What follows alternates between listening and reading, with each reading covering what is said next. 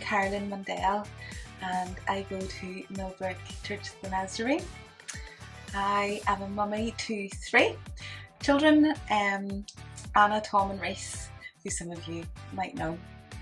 I also work 2 days a week at the Tourist Information Centre in Belfast, where I get to service all the cruise ships that come into the city, and it can be so much fun. It can be a little bit crazy when you have a cruise ship of like 3,000 people that come in and maybe like 1,000 staff, but it is a lot of fun, and we get to point them and book the coaches for them going up to the Giant's Causeway and Carrickaway Rope Bridge and the tours around Belfast and black taxi tours, and it's a lot of fun.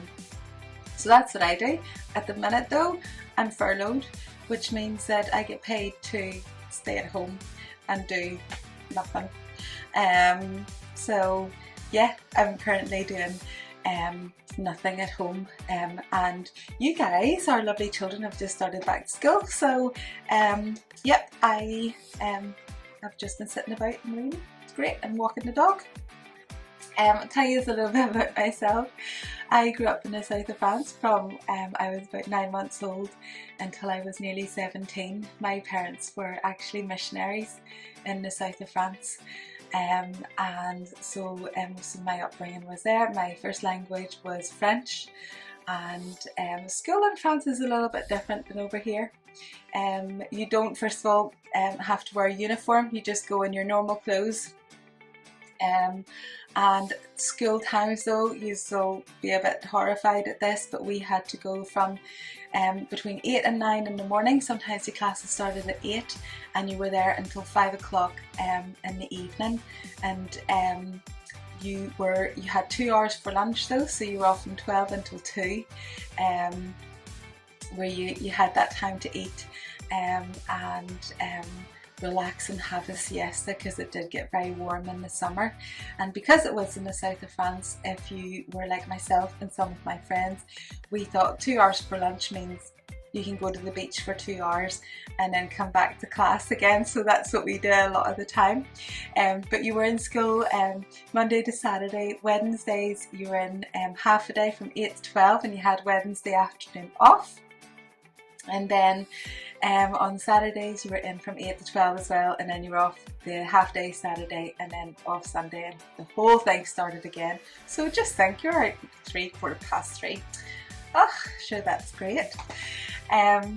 So I also became a Christian in the south of France, and basically it was in the smallest, I can remember it was like yesterday. You kind of nearly never forget whenever you become a Christian, but it was in the smallest, pokiest room ever at Sunday school, where all the adults had thrown in all their coats and handbags, and there was all the broomsticks and shovels that were sitting there.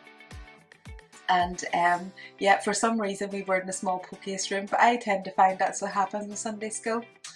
Unfortunately, you always get packed in the smallest rooms, don't you?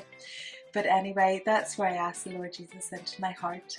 The Sunday school teacher had talked about what it meant to be separated from God, and to live a life where you did a lot of wrong.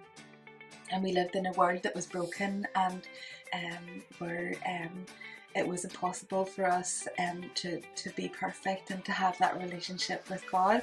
And to be honest, it wasn't very difficult for me to imagine that, because I was a very naughty girl when I was younger. I had 3 sisters that I loved to annoy, and parents that I loved to annoy as well. And I did that really well. It was great fun. They hated it. So anyway, so I knew what it meant to do the wrong thing. And I still know what that means a lot in my life, unfortunately. But she talked about the good news and how God, because he knew that we couldn't be perfect and we couldn't live those perfect lives, but he wanted that relationship with us so much that he sent the Lord Jesus Christ to live a perfect life and to die on the cross, to take the punishment for the wrongdoings in our life. so that he would die for that, and God would bring him back to life, so that in him coming back to life, so that we could have new life as well, and that we could be reconnected with God, and that the Lord Jesus would come into our life and he could be our best friend, and we could have that relationship again. And I can just remember hearing that and going, I want that so badly. So that's what I did. I asked him into my life. I asked for forgiveness, and I thanked him for the sacrifice that he made for me, and I asked him to be a part of my life, knowing that I could never be perfect, but trusting in the Lord Jesus. I knew that I wanted that relationship. So that's how I became a Christian. Hi, I'm Gemma. What was the next bit? What do I do with the job? Yes. I actually don't do anything with the job at the minute. I have handed my notice into work, and I have signed up to become a student again at the grand old age of 37. So yes, exciting and nervous at the same time, but I'm going back to do a graduate degree in social work. So that's what I'm doing at the minute, as well as being mummy with 3 kids and trying to do a big juggle. How I became a Christian, I grew up in a Christian home, so I was always surrounded by Christian grandparents and parents and aunts and uncles and other influences. I would probably say at about the age of 11, when I was doing the old-fashioned 11 plus, that's when my relationship really came about with God. That's when I remember, I don't have a date and a time, but I remember just feeling a wee bit overwhelmed, and all the stuff that I've been taught in like youth groups and church really coming to mind. So that's when I remember making a commitment to him then and asking him into my heart. I wouldn't say anything really changed, but I wasn't out doing anything probably at the age of 11 that I really shouldn't have been doing. So nothing was different, but my relationship, I suppose, really came about in my late teens and has gone every way since then. I'm James. I'm not telling my age. I'm a joiner of the trade, but I currently teach carpentry, joinery, construction with Belfast Met and Titanic Quarter. I became a Christian at the age of 17. I was brought up in a Christian home, but unlike Gemma, 11 years old, just running the streets and doing stuff I shouldn't have been doing. So becoming a Christian was a real change in direction for me. Probably should have become a Christian a lot sooner. If you get saved at 17, you sort of realise you wasted a few years of your life and balanced doing stuff you shouldn't be doing. So yeah, that's me.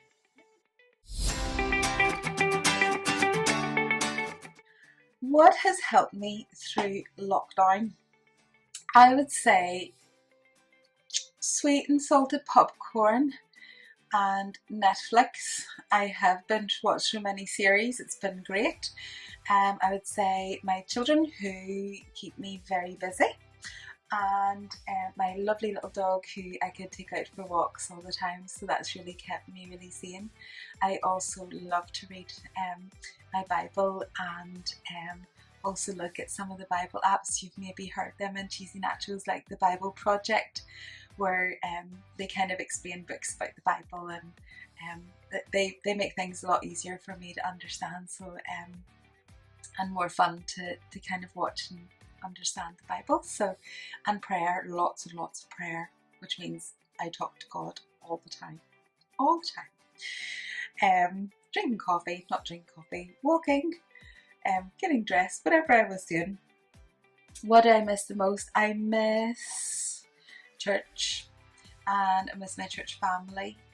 I miss not being able just to pop into a restaurant or cafe without having to do the whole booking tables and all that, and I miss that. Okay, what have I missed the most during lockdown? Is it really bad to say I have actually loved the slower pace? But anyway, what I've really missed, I suppose, is seeing like close family. And being able to go. We went every weekend to my mum's and stuff, so I suppose I really missed that, and having friends and church family that you could just chat to. I really miss church on a Sunday morning, I suppose, especially too, and the cup of tea at the end, just to be able to chat to people as well. And I've really missed the band as well in church. Yeah, I've really missed not being able to see your friends and family as well. So it has been good to actually just step back and explore things a bit more. Yeah, Gemma said, yeah, church, miss church on Sunday, just with your mum as well.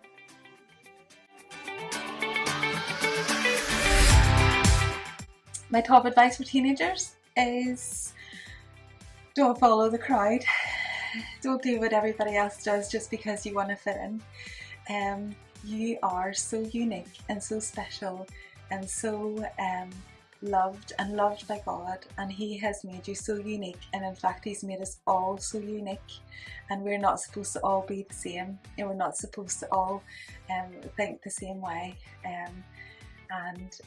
So don't follow the crowd.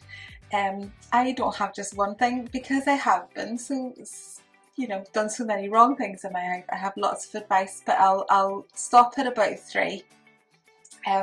I would say don't listen to those people at school who tell you they don't study for tests and exams, because they're lying to you. They have been studying quite a lot, and so don't listen to them, because they'll come out with really good marks and you'll not. So yes, just do the work that you need to. And finally, I would say prayer, lots of prayer. Oh, actually, no, I have one last one before I go. I know this is very long. Stay with your youth group and cheesy nachos. That is what got me through so many years and teenage years of my life. No matter what I did, I was always welcomed and accepted, and no matter what mood I was. And I know that your leaders are exactly the same. We did it French style, where we had pizza and played ping pong. That was our thing. So yes, I know your leaders absolutely love you, and they're so lovely. So stick with your cheesy nachos. My tip for a teenager now. Well, I suppose I think the world has changed an awful lot. I suppose from when I grew up. I grew up and was in the countryside, so I suppose I was very sheltered as like a young teen as well. What would be my best piece of advice?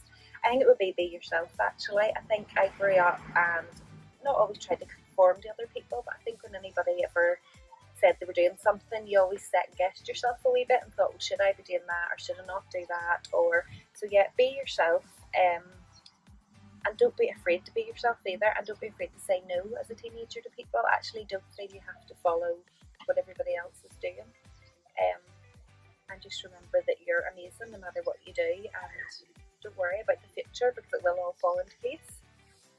What she said. Yeah, I think, don't be afraid to be yourself, and be the big one.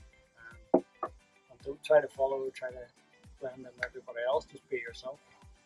God made you as an individual, and you're supposed to be an individual, so just be yourself and be a good one.